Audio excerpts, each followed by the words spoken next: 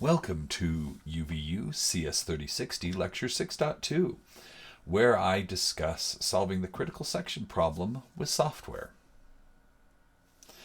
So, one piece of software that you do need to worry about is the operating system. The operating system, you need to make decisions on whether or not you will have a critical section problem in the operating system, depending on the type of operating system it is. If it's a preemptive operating system, this means that while a particular process is running inside kernel mode, for example, maybe it made a file system call, a process made a file system call and is performing some sort of file system operation, a preemptive kernel allows that process to be preempted while inside the kernel. This can be problematic, especially with critical data structures like file system structures, memory access or memory allocation structures. All these things need to be protected because they become critical sections when multiple processes can access them at the same time. And thus we have things like spin locks to protect those particular jobs. Of course, if your operating system is non-preemptive, then it's very simple. That particular process can run until it exits kernel mode, blocks, or voluntarily yields the CPU.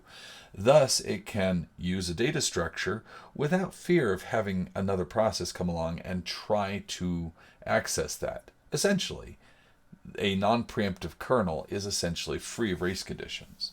So the question is, which one would you choose? Clearly, the non-preemptive operating system is going to be much simpler to write because you don't need to protect critical sections. The reason is that preemptive operating systems are much more responsive.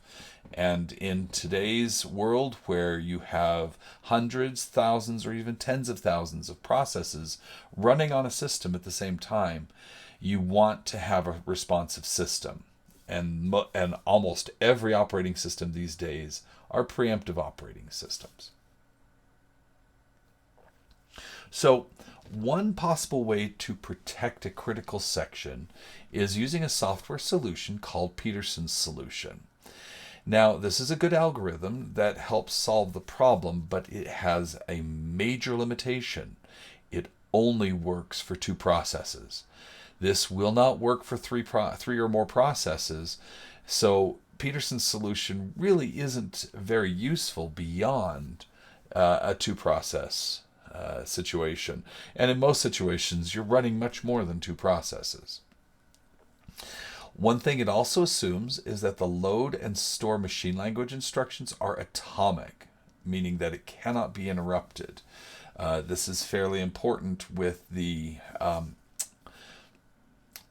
algorithm, as there are cases where it does have a race condition, but the race condition is mitigated because the load and store instructions are atomic. There are two variables involved with Peterson's solution. We have a turn variable. This variable is used by the different processes to indicate which process should have a turn at the critical section. The interesting thing about this is the key to making Peterson's solution work. Since we only have two processes, and we'll have process 0 and process 1, if process 0 wants to obtain a resource, it's actually going to give the other process a turn first. Basically, it's polite and saying, here, have your chance to run. But then the second variable that's used is this two-element Boolean array, where each process 0 and process 1, will indicate that it needs the lock. So flag basically indicates a need for that lock. So while process 0 will give process 1 its turn, it will set its need to true. So keep those two things in mind when we go through the algorithm. So let's go ahead and take a look at this algorithm. Here we can see this is how the particular Peterson solution works. This is the lock section, or the entry section, if you remember from before. This entry section does First, it sets the flag variable to true for I being the number of the process currently running. So flag I is set to true, but the j variable, j, is set to the other process's number. So j indicates, or setting turn to j is telling the algorithm, allow the other process to access the lock. Now, between these two variables, the flag variable, does not have a race condition. There's no problem here. But turn will have a race condition. Technically, this is a critical section right here. This critical section can, if you have two processes writing at the same time, you don't know precisely which value is going to come up. It all depends on which one gets, which process writes last to the turn memory area. But we're relying on the fact that each process is politely handing the turn to the other process. So when we get to our spin loop here, our idle loop is checking to see, does the other process need the lock? And is it the other process's turn? So clearly the other process would set this to true if it needed the lock. And if turn is set to the other process, that means my process won the race condition, and I am basically allowing the other process to run. Now consider it from the other process, process one's perspective. Flag is going to be set to true for our for the process 0, but also turn is still going to be set to 1.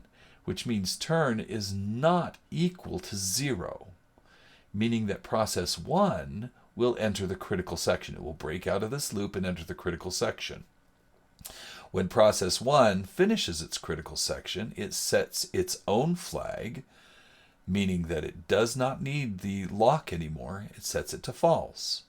Now consider from process 0's standpoint, process 0 has been looping forever. In this particular loop, turn continues to be set to the other job, but flag now is set to false. The other process, process 1, set its flag to false because it no longer needs the lock, which breaks this loop and allows process 0 to enter the critical section and eventually setting its own flag to false. This is how Peterson's solution works. Now, I will put a caveat in here. This is a great software solution for simple processors. But when you have complicated multiprocessors, which have multiple levels of caching, you can have cache inconsistencies when setting this turn variable and this flag variable. If the flag variable gets set to true on one CPU or one core, it may not get propagated to other caches quickly enough. And so while this solution mostly works, you'll find that on multi-core systems, there are occasional failures where we actually need to put, right here before the while loop, what is called a memory fence. And you'll see that in the example. So, Peterson's solution gives us provably the 3 requirements for critical section. We have mutual exclusion, meaning that only one process is allowed in based on the loop that we have, because the loop is going, if both processes want the critical section, both flags will be set to true, but only one will have a turn. The other one will have to loop forever until the other process allows for progress by setting its flag to true. Also, bounded waiting is met in that when process 0 exits the critical section, process 1 is guaranteed to run if it is waiting for the lock. Bounded waiting is a fairly simple requirement that's resolved here. You usually see more bounded waiting problems when you have more than 2 processes. This brings us to the end of Lecture 6.2, where we discuss how to solve the critical section problem with software.